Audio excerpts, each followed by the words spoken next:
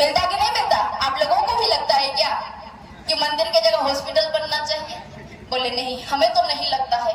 हम तो जो हमसे पूछता है कि इतना बड़ा मंदिर की जगह हॉस्पिटल मिलता, युवाओं को रोजगार मिल जाता, तो हम आपसे एक उदाहरण देते हैं कि पटना में हनुमान जी का मंदिर है और उसके अनुसार उसके सहायता से कितना कैंसर का अस्पताल चलता है, उसके सहायता से कितना विद्यालय चलता है। जब एक हनुमान मंदिर होने से इतना हॉस्पिटल चल सकता है, तो इतना बड़ा राम मंदिर हो जाएगा, उस दिन युवाओं को रोजगार स्वतः मिल जाएगा।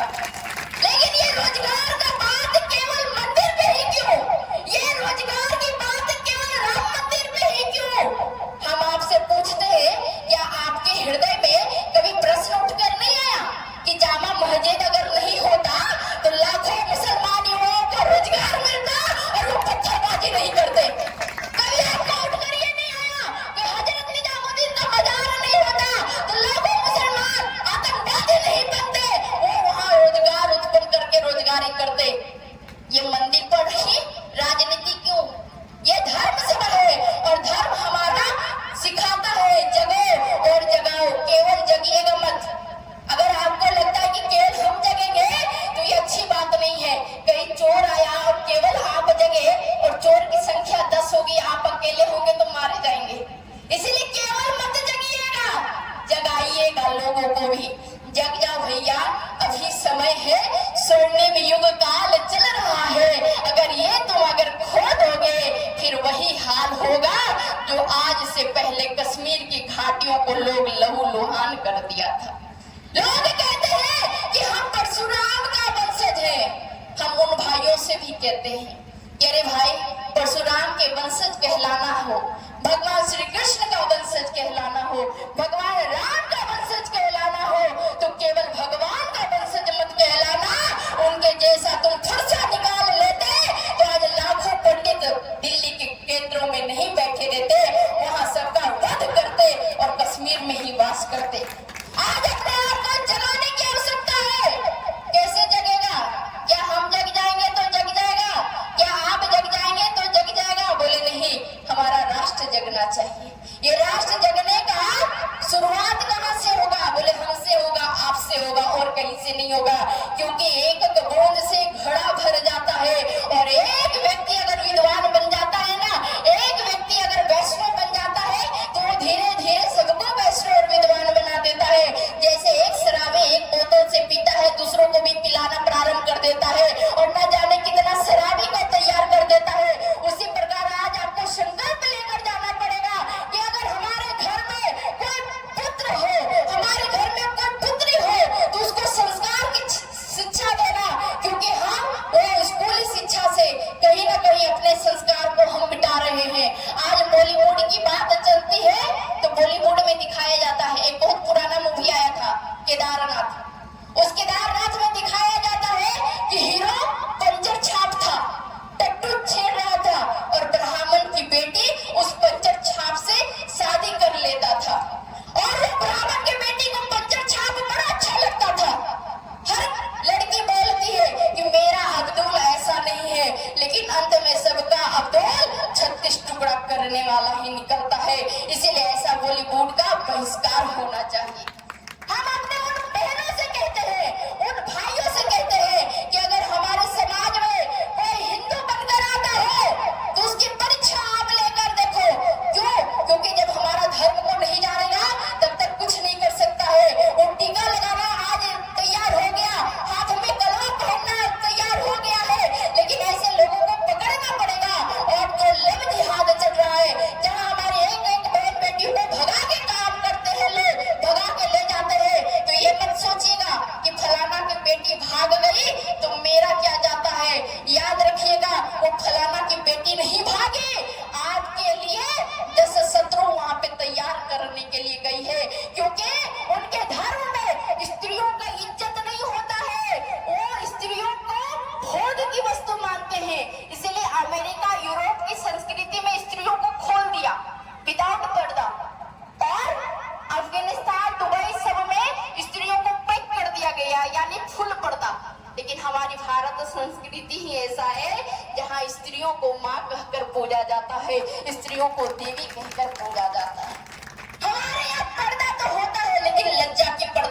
है। अरे ऐसे पर्दे को क्या करना, जो पर्दा तो पूरा पैक है लेकिन अंदर से कारनामा बड़ा काला काला है। ड्रेस भी काला, कारनामा भी काला। इसीलिए हम कहते हैं कि हमारे समाज में अगर ऐसे नौजवान दिखाई पड़े जो बड़े भाई का कुर्ता और छोटे भाई का पैजामा पहनकर आप समाज के बीच में आए तो ऐसे को मार गिराने की आवश्यकता है, क्योंकि हमारा धर्म सिखाता है, धर्म हमारा बिलक रहा है, पाप दिनों दिन बढ़ ही रहा। हम में तपस्या त्याग नहीं, प्रभु पद में अनुराग नहीं। इसीलिए आज भगवान को पूजने की आवश्यकता है। और ये मत सोचिए ये लव जिहाद केवल स्टोरी है,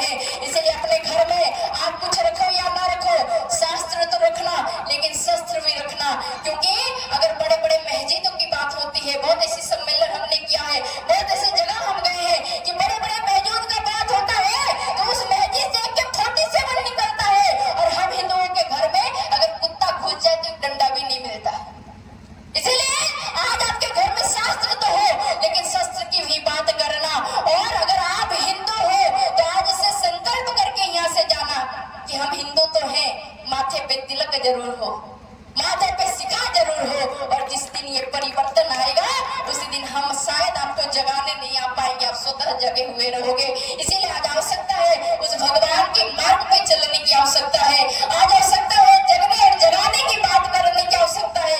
एक बात महाराज जी कह रहे थे, बहुत अच्छा है, टॉपिक बहुत अच्छी है, लेकिन हम आपसे एक बात पूछना नहीं, बस आपके दिल और दिमाग में घुसाना चाहते हैं कि बाहरी भाषा नहीं चलतो। 60-40 का लड़ाई था झारखंड में, था कि नहीं? हम उनसे मिले भी हैं, हमारी कथा में आया था, तो हमने उससे कहा कि भाई बाहरी भाषा नहीं चलतो। तो एक बात आप बताइए कि अगर परदादा का 2 बेटा, दोनों दादा लगेगा, तो बाहरी होगा या घर का गोतिया होगा? क्या होगा? घर का गोतिया होगा या बाहरी होगा? गोतिया होगा ना। तो जब घर का गोतिया अलग घर लेकर रहने लगता है, तो जब शादी होता है तो मड़वा भात खाने जाते हैं या नहीं जाते हैं? जाते हैं। मड़वा भात खाने जाते हो ना, तो जब मड़वा भात आप खाने जा सकते हो तो बाहरी तो समझ में आता है कि बाहरी भाषा नहीं चलतो, तो कथनी और करनी में जब किसी व्यक्ति का जीवन में अंतर आने लग जाए तो ऐसे व्यक्ति को मार भगाना चाहिए या साथ देना चाहिए? मार भगाना चाहिए, क्योंकि हमारे भारत में नीति तो चला और राष्ट्र नीति चला और अंग्रेज बहुत आए, फूट डाला शासन करने को, नीति को लेकर हम सबों में फूट डालते हैं। लेकिन आपको बात एक याद दिला दो, जो व्यक्ति ये बोलता है ना कि बाहरी भाषा ना चलता, अगर वो व्यक्ति आपके बीच में आएगा ना तो उस व्यक्ति से पूछिएगा कि आपका जो सचिव है वो बाहरी है या झारखंडी है। जिस दिन उसका जवाब दे देगा उस दिन आप उसको वोट दे सकते हैं। जो तिलक और मंदिर की बात करेगा, जो शास्त्र का बात करेगा, जो हिंदुत्व का बात करेगा, जो हमारा धर्म की रक्षा करने का बात करेगा, उसको आप वोट दीजिएगा। क्योंकि देश में अभी एक पर्व चल रहा है जिसको कहते हैं चुनाव का पर्व चल रहा है, इसीलिए ज्यादा से ज्यादा संख्या में आप निकलकर वोट देंगे और इस पर्व को देश का गर्व बनाकर सफल बनाएंगे। क्योंकि एक मुखिया अच्छा रहेगा तो आपका घर अच्छा चलेगा। इसीलिए हम बाहरी भीतरी की बात बाद में लड़ाई लड़ेंगे, पहले देश को मजबूत करेंगे। क्योंकि घर का दीवार ही नहीं मजबूत रहेगा तो सुंदर दरवाजा लगा दीजिए, कोई काम देगा क्या? बोले नहीं देगा। अगर दीवार पर्दा का होगा और जो दरवाजा है वो लोहा का होगा तो भाई कोई भी चीर कर अंदर आ जाएगा। इसीलिए इस बात का हम ध्यान देंगे। दूसरी बात आप सबों को ये कहेंगे कि अपने बच्चों के अंदर संस्कार भरिएगा, क्योंकि जब हम हजारीबाग जाते हैं, जब हम गढ़वा जाते हैं, जब हम राजमहल साहेबगंज जाते हैं तो वहाँ ईसाई मिशनरी बहुत जल्दी पैर पसार रहा है। तो आपका बच्चा क्या पढ़ता है, कम से कम आप गार्जियन हैं तो एक बार उलट के जरूर देखिएगा, कहीं उसके गले में क्रॉस का लॉकेट तो नहीं लटक रहा है, उसका विरोध कीजिएगा। क्योंकि आज का अभिभावक अगर आज नहीं विरोध करेगा तो कल आपका बच्चा पढ़ लिख कर नालायक बनकर आपका विरोध करेगा। इसीलिए उस संस्कार का सिंचन करके चलिएगा। जातिवाद में देश और धर्म को नहीं बांटिएगा। क्यों? क्योंकि कंधे से ऊंची छाती नहीं होती। जो जातिवाद में बट जाते हैं ना उनके लिए है कि कंधे से ऊंची छाती नहीं होती, धर्म से ऊंची जाति नहीं होती। जब दिया ही नहीं रहेगा तो बाती का क्या करोगे, और जब धर्म ही नहीं रहेगा तो जाति का क्या करोगे। इसलिए आप एकजुट बनकर रहिए, आप संस्कार के अंदर रहिए, आप धर्म के अंदर रहिए। इसी के साथ वाणी को विराम करेंगे, लेकिन एक बार जयकारा बिल्कुल जोर से होना चाहिए। और हमारे युवा क्रांतिकारी भैरव सिंह अभी बाकी हैं, इसीलिए दोनों हाथ उठाएंगे सब लोग मुट्ठी बांधकर, जो कुर्सी के आगे बैठे हैं, जो पीछे खड़े हुए हैं, दोनों हाथ उठाकर बोलेंगे भारत माता की, भारत माता की, जय जय श्री राम, जय जय श्री राम, वंदे वंदे, जय श्री राम।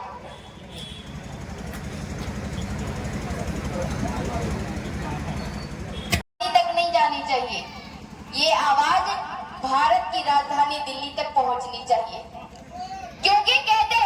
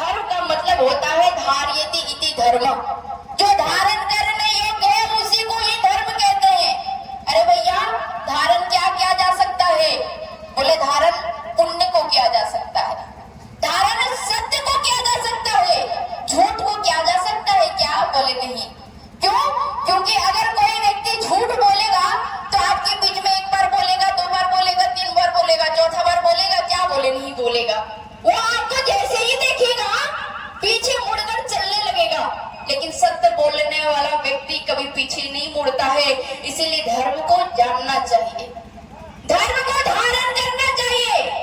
जहां पर हम अपने धर्म को कहीं ना कहीं छोड़ने लगे, बाबा गोस्वामी तुलसीदास जी ने कहा कि धर्म न दूसर सत्य समाना और आगम निगम पुराण बखाना। सत्य के जैसा कोई धर्म नहीं है हमारा। अगर आप गूगल में भी सर्च करेंगे ना, मोबाइल का जमाना है, लोग हाथ में मोबाइल लेकर बैठे हैं, तो गूगल में भी सर्च कीजिए कि सबसे पुराना धर्म क्या है, तो उसमें भी आएगा सबसे पुराना धर्म जो है उसको कहते हैं सनातन धर्म कहते हैं।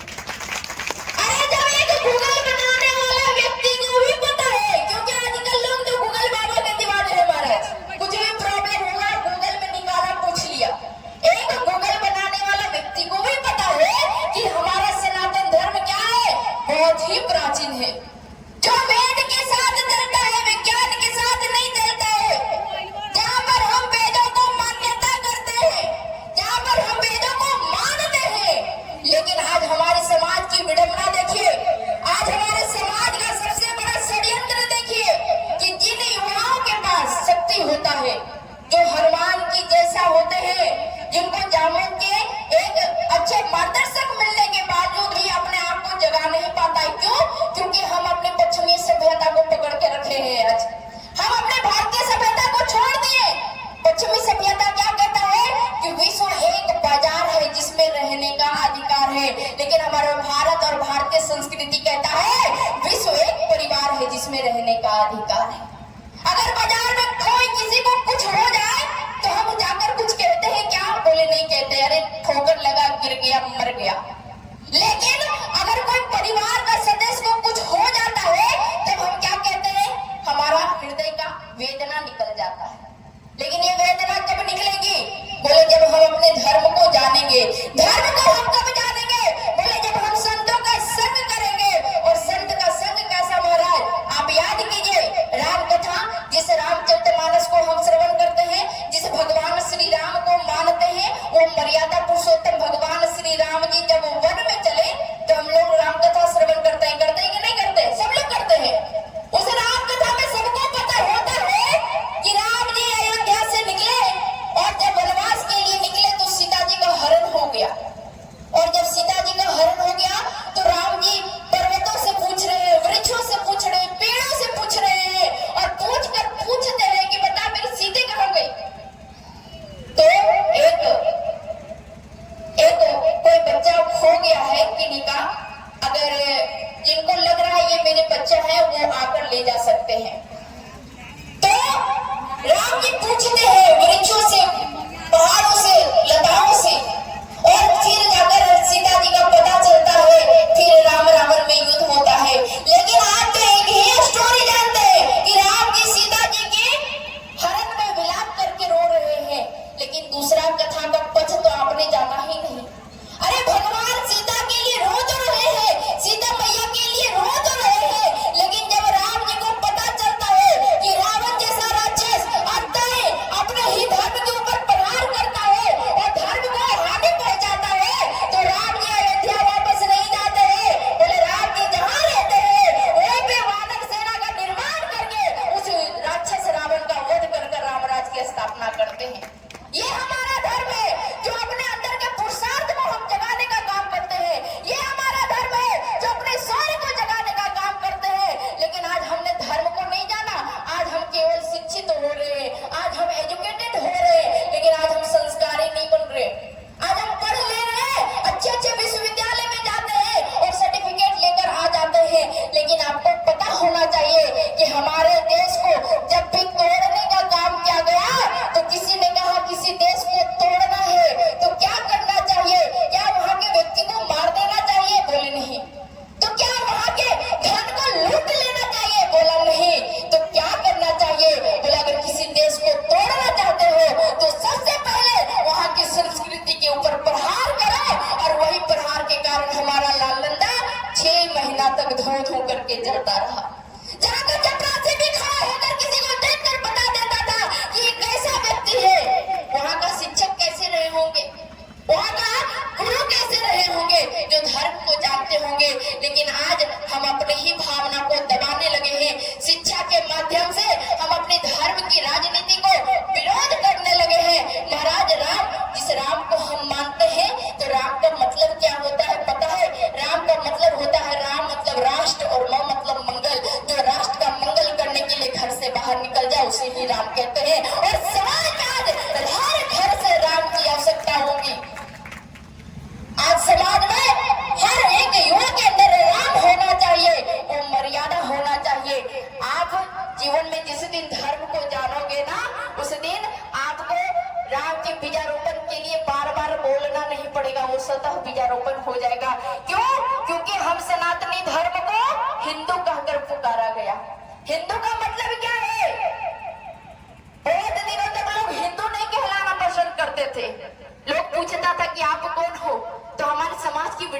देखिए हम बड़े सुंदर से कहते थे, जब पूछे कि आप कौन हो तो हमारे समाज से आवाज उठता था कि हम पाठक जी हैं, हम मिश्रा जी हैं। बड़ा सुंदर आवाज उठता था, हम सिंह जी हैं, हम राजपूत हैं, हम बनिया हैं, हम गुप्ता हैं, हम साव हैं, हम माचा हैं, हम दास हैं। लेकिन एक व्यक्ति नहीं बोलता था कि हम हिंदू हैं। आज हमारे समाज को बांटने का काम होता है। अभी बिहार की जनगणना हुई तो उस जनगणना में लिखा गया कुर्मी इतना संख्या में, ब्राह्मण इतना संख्या में, राजपूत इतना संख्या में, महतो इतना संख्या में, दास इतना संख्या में। हम आपसे एक सवाल पूछते हैं, तो क्या जातिवाद केवल हिंदुओं में है? कभी किसी ने कहा कि मुसलमान में शिया और सुन्नी भी होता है? कभी किसी ने कहा ईसाइयों में प्रोटेस्टेंट भी होता है? किसी ने नहीं कहा। अरे भैया उसके अंदर भी है, उन लोग भी पठान है, उन लोग अंसारी है, उन लोग चूल्हा है, उन लोग हर कुछ है, लेकिन उनको बांटने का काम नहीं होता है। आज हमें मूर्ख बनाया जाता है और हमें समाज में जातिवाद में बांटकर और लोग मजे लेते हैं और हमें मूर्ख बनाकर चले जाते हैं। इसीलिए आज आवश्यकता है जगने के लिए, आज आवश्यकता है अपने धर्म को जानने के लिए, आज आवश्यकता है आपके घर में जीवन में शास्त्र तो हो, लेकिन शास्त्र के साथ एक चीज और होना चाहिए। बोले क्या होना चाहिए? बोले शास्त्र तो हो लेकिन शस्त्र भी होना आवश्यक है। क्यों शस्त्र होगा महाराज? इसलिए क्योंकि हमारा देश आजाद हो गया। 1947 में हमारे भारत को आजादी मिली और 1947 में जब भारत की आजादी मिली तो हम राम मंदिर के लिए 70 साल संघर्ष करते रहे और उस 70 साल के बाद ध्यान आया, संविधान में कोर्ट में जाकर दरवाजा खटखटाया गया कि राम मंदिर हमें मिल जाना चाहिए। तो राम मंदिर के बनने के पक्ष में मात्र एक जज थे और विपक्ष में 22 जज खड़ा था। फिर भी लोगों को संविधान याद नहीं आया और फिर हमें बार बार उस कोर्ट में जाकर साबित करना पड़ा कि भगवान राम का कोई प्रत्यक्ष प्रमाण है, भगवान का भी अस्तित्व है। उस कोर्ट से जाकर पूछिए, जो रामनवमी के नाम पर तो छुट्टी देता था लेकिन राम के लिए प्रत्यक्ष प्रमाण मांगा करता था, वो मूर्ख कोर्ट होता था। आज जगने की आवश्यकता है। आज हम सब चुप बैठे हैं तो हमने 70 साल प्रयास किया और जब 70 साल प्रयास किया तो न जाने कितने बार सरयू महारानी लहू लुहान हुई, कितने बार वहां के नदियों में रक्त की धारा बह गया, कितने बार कार सेवकों ने बलिदान दिया और सरयू महारानी में बोरियों की जैसा लाशों को गाड़ दिया गया। वो राम मंदिर के निर्माण को आज हम प्रत्यक्ष प्रमाण है कि अपने आंखों से हम जाकर दर्शन करते हैं। हम बहुत बड़े सौभाग्यशाली हैं। लेकिन हम तो कहेंगे कि राम मंदिर राम जी का था और राम जी मर्यादा पुरुषोत्तम थे, राम जी धैर्यवान थे, राम जी शास्त्र को लेकर चलते थे, राम जी शस्त्र को लेकर चलते थे, लेकिन बहुत पेशेंस वाले थे, बहुत सहनशील था उनके अंदर, वो बड़ा धैर्यवान व्यक्ति थे। लेकिन भगवान राम ने कहा कि मैं मर्यादित हूँ तो हमारे भक्त भी मर्यादित के साथ काम पेश आएंगे आपके पास। तो जब राम मंदिर का बात आया तो हम मर्यादा के साथ पेश आए, लेकिन याद रखिएगा राम मंदिर ने हमने शांतिपूर्ण ले लिया, लेकिन राम मंदिर के बाद अगली बारी जो कृष्ण जन्मभूमि का है वहाँ पे भगवान श्री कृष्ण का अवतार हुआ है और वहाँ केवल बंसी नहीं बजेगा। अगर उस मंदिर को आपको प्राप्त करना है तो आपको कृष्ण बनकर सुदर्शन भी उठाना पड़ेगा। और अगर आपको भगवान शंकर का ज्ञानवापी मंदिर भी चाहिए, महजिद मत बोलिए, महजिद बोलने से हम अपने धर्म को कहीं ना कहीं तुष्टिकरण करते हैं। बोले अगर ज्ञानवापी मंदिर चाहिए तो वहाँ आपको मर्यादा में नहीं शंकर भगवान के जैसा तांडव करना पड़ेगा, तब आपको वो मंदिर प्राप्त होगा। कब? जब हम अपने धर्म को जानेंगे तब। जब हम अपने धर्म को केवल नहीं जानना है, गीता को केवल पढ़िए मत, गीता को केवल जानिए न, गीता को मानिए। जिस दिन गीता को मानना प्रारंभ कर देंगे उस दिन हमारे समाज में जो ये षड्यंत्र चल रहा है ये षड्यंत्र चलना बंद हो जाएगा। क्यों? हम तब तक सोए रहते हैं हनुमान जी के जैसा, जब तक हमारे ऊपर पूरा प्रहार नहीं हो जाता है, हम तब तक जवाब नहीं देते हैं। किसी ने पूछा कि अरे भैया इतना बड़ा राम मंदिर बन रहा है, इसकी जगह कोई हॉस्पिटल बन जाता, इसकी जगह कोई विश्वविद्यालय बन जाता तो भारत में युवाओं को रोजगार मिल जाता। जगह हॉस्पिटल बनना चाहिए? बोले नहीं, हमें तो नहीं लगता है। हम तो जो हमसे पूछता है कि इतना बड़ा मंदिर की जगह हॉस्पिटल मिलता, युवाओं को रोजगार मिल जाता, तो हम आपसे एक उदाहरण देते हैं कि पटना में हनुमान जी का मंदिर है और उसके अनुसार उसके सहायता से कितना कैंसर का अस्पताल चलता है, उसके सहायता से कितना विद्यालय चलता है। जब एक हनुमान मंदिर होने से इतना हॉस्पिटल चल सकता है, तो इतना बड़ा राम मंदिर हो जाएगा, उस दिन युवाओं को रोजगार स्वतः मिल जाएगा। लेकिन ये रोजगार का बात केवल मंदिर पे ही क्यों? ये रोजगार की बात केवल राम मंदिर पे ही क्यों? हम आपसे पूछते हैं, क्या आपके हृदय में कभी प्रश्न उठकर नहीं आया कि जामा मस्जिद अगर नहीं होता तो लाखों मुसलमान युवाओं को रोजगार मिलता और वो पत्थरबाजी नहीं करते? कभी आपको उठकर ये नहीं आया कि हजरत निजामुद्दीन का बाजार नहीं होता तो लाखों मुसलमान आतंकवादी नहीं बनते, वो वहां रोजगार उत्पन्न करके रोजगारी करते? ये मंदिर पर ही राजनीति क्यों? ये धर्म से है और धर्म हमारा सिखाता है जगो और जगाओ, केवल जगिएगा मत। अगर आपको लगता है कि केवल हम जगेंगे तो ये अच्छी बात नहीं है। कहीं चोर आया और केवल आप जगे और चोर की संख्या 10 होगी, आप अकेले होंगे तो मारे जाएंगे। इसीलिए केवल मत जगिएगा, जगाइएगा लोगों को भी। जग जाओ भैया, अभी समय है, स्वर्णिम युग काल चल रहा है। अगर ये तुम अगर खो दोगे फिर वही हाल होगा जो आज से पहले कश्मीर की घाटियों को लोग लहूलुहान कर दिया था। लोग कहते हैं कि हम परशुराम का वंशज हैं। हम उन भाइयों से भी कहते हैं कि अरे भाई, परशुराम के वंशज कहलाना हो, भगवान श्री कृष्ण का वंशज कहलाना हो, भगवान राम का वंशज कहलाना हो, तो केवल भगवान का वंशज मत कहलाना। उनके जैसा तुम खर्चा निकाल लेते तो आज लाखों पंडित दिल्ली के केंद्रों में नहीं बैठे रहते, वहां सबका वध करते और कश्मीर में ही वास करते। आज अपने आप को जगाने की आवश्यकता है। कैसे जगेगा? क्या हम जग जाएंगे तो जग जाएगा? क्या आप जग जाएंगे तो जग जाएगा? बोले नहीं, हमारा राष्ट्र जगना चाहिए। ये राष्ट्र जगने का शुरुआत कहाँ से होगा? बोले हमसे होगा, आपसे होगा, और कहीं से नहीं होगा।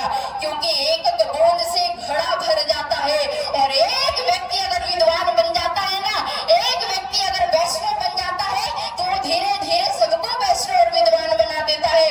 जैसे एक शराबी एक बोतल से पीता है, दूसरों को भी पिलाना प्रारंभ कर देता है और न जाने कितना शराबी को तैयार कर देता है। उसी प्रकार आज आपको संकल्प लेकर जाना पड़ेगा कि अगर हमारे घर में कोई पुत्र हो, हमारे घर में कोई पुत्री हो, तो उसको संस्कार की शिक्षा देना। क्योंकि हम वो स्कूली शिक्षा से कहीं ना कहीं अपने संस्कार को हम मिटा रहे हैं। आज बॉलीवुड की बात चलती है तो बॉलीवुड में दिखाया जाता है, एक बहुत पुराना मूवी आया था केदारनाथ। उस केदारनाथ में दिखाया जाता है कि हीरो पंचर छाप था, टट्टू छेड़ रहा था और ब्राह्मण की बेटी उस पंचर छाप से शादी कर लेता था। और वो ब्राह्मण की बेटी को पंचर छाप बड़ा अच्छा लगता था। हर लड़की बोलती है कि मेरा अब्दुल ऐसा नहीं है, लेकिन अंत में सबका अब्दुल 36 टुकड़ा करने वाला ही निकलता है। इसीलिए ऐसा बॉलीवुड का बहिष्कार होना चाहिए। हम अपने उन बहनों से कहते हैं, उन भाइयों से कहते हैं कि अगर हमारे समाज में कोई हिंदू बनकर आता है तो उसकी परीक्षा आप लेकर देखो।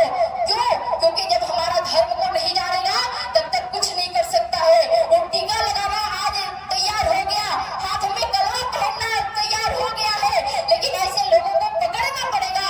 और जो लव जिहाद चल रहा है, जहाँ हमारी एक एक बहन बेटी को भगा के काम करते हैं, लोग भगा के ले जाते हैं, तो ये मत सोचिएगा कि फलाना की बेटी भाग गई तो मेरा क्या जाता है। याद रखिएगा, वो फलाना की बेटी नहीं भागी, आपके लिए 10 शत्रु वहां पे तैयार करने के लिए गई है। क्योंकि उनके धर्म में स्त्रियों का इज्जत नहीं होता है, वो स्त्रियों को भोग की वस्तु मानते हैं। इसलिए अमेरिका यूरोप की संस्कृति में स्त्रियों को खोल दिया विदाउट पर्दा, और अफगानिस्तान दुबई सब में स्त्रियों को पैक कर दिया गया, यानी फुल पर्दा। लेकिन हमारी भारत संस्कृति ही ऐसा है जहाँ स्त्रियों को माँ कहकर पूजा जाता है, स्त्रियों को देवी कहकर पूजा जाता है। हमारे यहाँ पर्दा तो होता है, लेकिन लज्जा की होती है। अरे ऐसे पर्दे को क्या करना, जो पर्दा तो पूरा पैक है लेकिन अंदर से कारनामा बड़ा काला काला है। ड्रेस भी काला, कारनामा भी काला। इसीलिए हम कहते हैं कि हमारे समाज में अगर ऐसे नौजवान दिखाई पड़े जो बड़े भाई का कुर्ता और छोटे भाई का पैजामा पहनकर आप समाज के बीच में आए तो ऐसे को मार गिराने की आवश्यकता है, क्योंकि हमारा धर्म सिखाता है, धर्म हमारा बिलख रहा है, पाप दिनों दिन बढ़ ही रहा। हम में तपस्या त्याग नहीं, प्रभु पद में अनुराग नहीं। इसीलिए आज भगवान को पूजने की आवश्यकता है। और ये मत सोचिए ये लव जिहाद केवल स्टोरी है, स्टोरी नहीं है, ये लव जिहाद बहुत बड़ा षड्यंत्र है। इसलिए एक मूवी निकला था द केरला स्टोरी, उस केरला स्टोरी को घर में बैठकर दिखाइए। ये केवल स्टोरी नहीं है, मूवी नहीं है। आप केरल तमिलनाडु में चले जाइए, आप कर्नाटक में चले जाइए, और इतना छोड़िए पुरानी बात को। अभी 2 महीना पहले बंगाल के संदेश खाली में जो घटना होता था, हमारे हिंदू बहन बेटियों को खड़ा कर दिया जाता था, और वो दलाल, वो कटुआ उस बहन बेटियों को चुन कर ले जाया जाता था और कहता था इसको रात बिताना पड़ेगा। हम कहते हैं अगर हमारा एक वोट गलत चल जाएगा, अगर हमारी एक मानसिकता गलत चल जाएगी तो याद रखिएगा ऐसे ही कटुआ नेता बनेंगे और आपकी बहन बेटियों को उठा के ले जाएंगे। हम यहाँ राजनीति करने नहीं आए हैं, यहाँ हम धर्म नीति करने आए हैं। धर्म को जानेंगे तभी तो मुखिया अच्छा चुनेंगे। अरे एक मुखिया चुनने के बाद हमारे मोछ में ताव आ गया, सीना चौड़ा हो गया। जिस दिन ऐसे मुखिया हर गांव में होगा उसी दिन किसी की मजाल नहीं आंख उठाकर हमें देख सके। इसलिए हमारे समाज में अगर कोई ऐसे लव जिहादी आपको नजर आए ना तो उन भाइयों से मैं आग्रह करती हूँ कि भाइयों अगर अपनी बहन को कुछ देना चाहते हो तो रक्षाबंधन में कोई कपड़ा मत देना, कोई जेवर मत देना, कोई मोबाइल मत देना। अगर कुछ देना चाहते हो तो अपनी बहन बेटियों को एक तलवार भेंट करना और कहना ऐसे लव जिहादी का वध करके, मर्डर करके नहीं। हमारे शास्त्र में ना हत्या है ना मर्डर है, हमारे शास्त्र में विधान है वध करना, और वध करना पुण्य का काम होता है। जब जब वध हुआ है, जब जब देवी अन्नपूर्णा रही तो माँ और बहन बनाकर लोगों को भोजन पकाया है। जब जब देवी माँ बनी तो लोरी सुनाया है। लेकिन अगर वही देवी चंडी बन गई, वही देवी भद्रकाली बन गई है तो दुष्टों का संहार करके उसका रक्त पीना भी उन्होंने स्वीकार किया है। इसलिए आज आवश्यकता है कि ऐसे लव जिहादों पर आप ब्रेक लगाइए। आवश्यकता है कि अगर आप हिंदू हैं तो आप हिंदू बनकर रहिएगा, नहीं तो हमारा आज समाज कहाँ जा रहा है महाराज, बोले हमारा समाज आज पतन की मार्ग पे चला जा रहा है। एक चीज हमें और खटकता है, जब हम समाज में चलते हैं एक बार तो हाथ उठाकर जयकारा लगाएंगे भारत माता की। हमें एक चीज बड़ा खटकता है, जब हमारे नौजवान भाइयों और लड़कियों का भी एक ड्रेस चला है जो मेरे मन में जब भी मैं देखती हूँ ना तो बड़ा खटकता है। इतने छोटे छोटे जीन्स पहनेंगे, घुटने के ऊपर एंकल के ऊपर वो जीन्स पहनते हैं, और हमारी जो बहनें होती हैं छोटे छोटे सलवार पहनती हैं।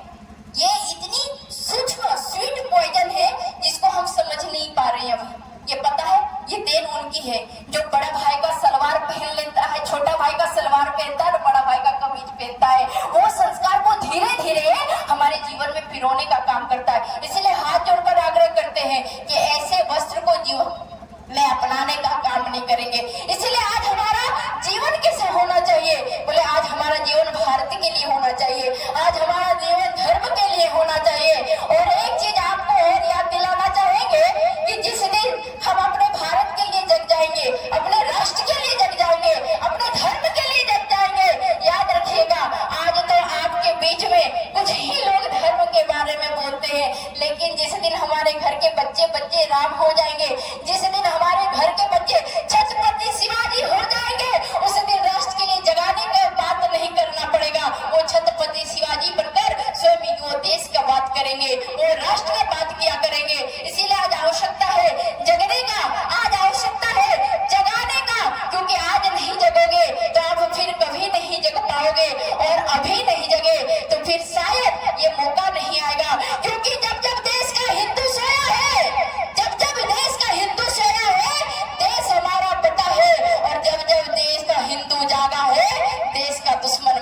है, इसीलिए आज आवश्यकता है सोने का, आज जगने की आवश्यकता है। और हम तो इतना ही कहेंगे, भगवान ने हमें संकेत दिया कि विनम्र तो रहो, शास्त्र तो रखो, लेकिन हाथ में शस्त्र भी जरूर रखना। अरे भैया क्यों शस्त्र क्यों रखना है? क्योंकि भगवान एक हाथ से मुरली हो जाते हैं तो दूसरे हाथ में सुदर्शन जरूर चलाते हैं।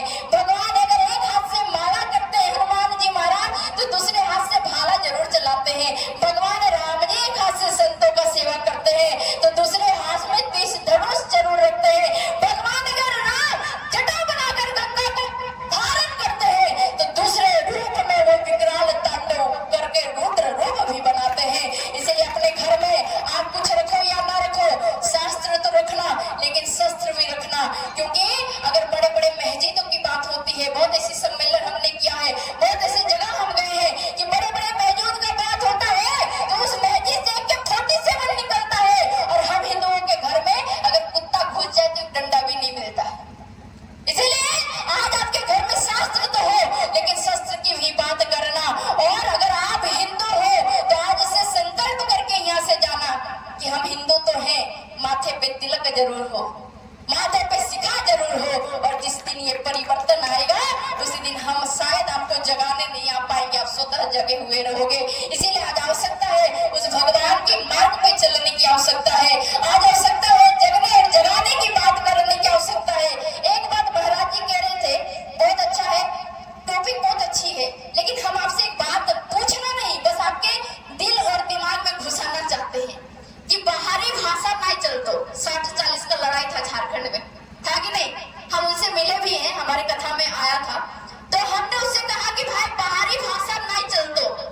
तो एक बात आप बताइए कि अगर परदादा का 2 बेटा दोनों दादा लगेगा तो बाहरी होगा या घर का गोतिया होगा? क्या होगा? घर का गोतिया होगा या बाहरी होगा? गोतिया होगा ना। तो जब घर का गोतिया अलग घर लेकर रहने लगता है तो जब शादी होता है तो मड़वा भात खाने जाते हैं या नहीं जाते हैं? जाते हैं। मड़वा भात खाने जाते हो ना, तो जब मड़वा भात आप खाने जा सकते हो तो बाहरी तो समझ में आता है कि बाहरी भाषा नहीं चलतो, तो कथनी और करनी में जब किसी व्यक्ति का जीवन में अंतर आने लग जाए तो ऐसे व्यक्ति को मार भगाना चाहिए या साथ देना चाहिए? मार भगाना चाहिए, क्योंकि हमारे भारत में नीति तो चला और राष्ट्र नीति चला और अंग्रेज बहुत आए, फूट डालो शासन करने को, नीति को लेकर हम सबों में फूट डालते हैं। लेकिन आपको बात एक याद दिला दो, जो व्यक्ति ये बोलता है ना कि बाहरी भाषा ना चलता, अगर वो व्यक्ति आपके बीच में आएगा ना तो उस व्यक्ति से पूछिएगा कि आपका जो सचिव है वो बाहरी है या झारखंडी है। जिस दिन उसका जवाब दे देगा उस दिन आप उसको वोट दे सकते हैं। जो तिलक और मंदिर की बात करेगा, जो शास्त्र का बात करेगा, जो हिंदुत्व का बात करेगा, जो हमारा धर्म की रक्षा करने का बात करेगा, उसको आप वोट दीजिएगा। क्योंकि देश में अभी एक पर्व चल रहा है जिसको कहते हैं चुनाव का पर्व चल रहा है। इसीलिए ज्यादा से ज्यादा संख्या में आप निकलकर वोट देंगे और इस पर्व को देश का गर्व बनाकर सफल बनाएंगे। क्योंकि एक मुखिया अच्छा रहेगा तो आपका घर अच्छा चलेगा। इसीलिए हम बाहरी भीतरी की बात बाद में लड़ाई लड़ेंगे, पहले देश को मजबूत करेंगे। क्योंकि घर का दीवार ही नहीं मजबूत रहेगा तो सुंदर दरवाजा लगा दीजिए, कोई काम देगा क्या?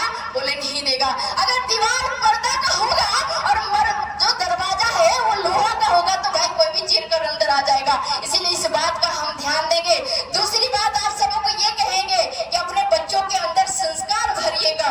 क्योंकि जब हम हजारीबाग जाते हैं, जब हम गढ़वा जाते हैं, जब हम राजमहल साहेबगंज जाते हैं तो वहाँ ईसाई मिशनरी बहुत जल्दी पैर पसार रहा है। तो आपका बच्चा क्या पढ़ता है, कम से कम आप गार्जियन हैं तो एक बार उलट के जरूर देखिएगा, कहीं उसके गले में क्रॉस का लॉकेट तो नहीं लटक रहा है, उसका विरोध कीजिएगा। क्योंकि आज का अभिभावक अगर आज नहीं विरोध करेगा तो कल आपका बच्चा पढ़ लिख कर नालायक बनकर आपका विरोध करेगा। इसीलिए उस संस्कार का सिंचन करके चलिएगा। जातिवाद में देश और धर्म को नहीं बांटिएगा। क्यों? क्योंकि कंधे से ऊंची छाती नहीं होती। जो जातिवाद में बट जाते हैं ना उनके लिए है कि कंधे से ऊंची छाती नहीं होती, धर्म से ऊंची जाति नहीं होती। जब दिया ही नहीं रहेगा तो बाती का क्या करोगे, और जब धर्म ही नहीं रहेगा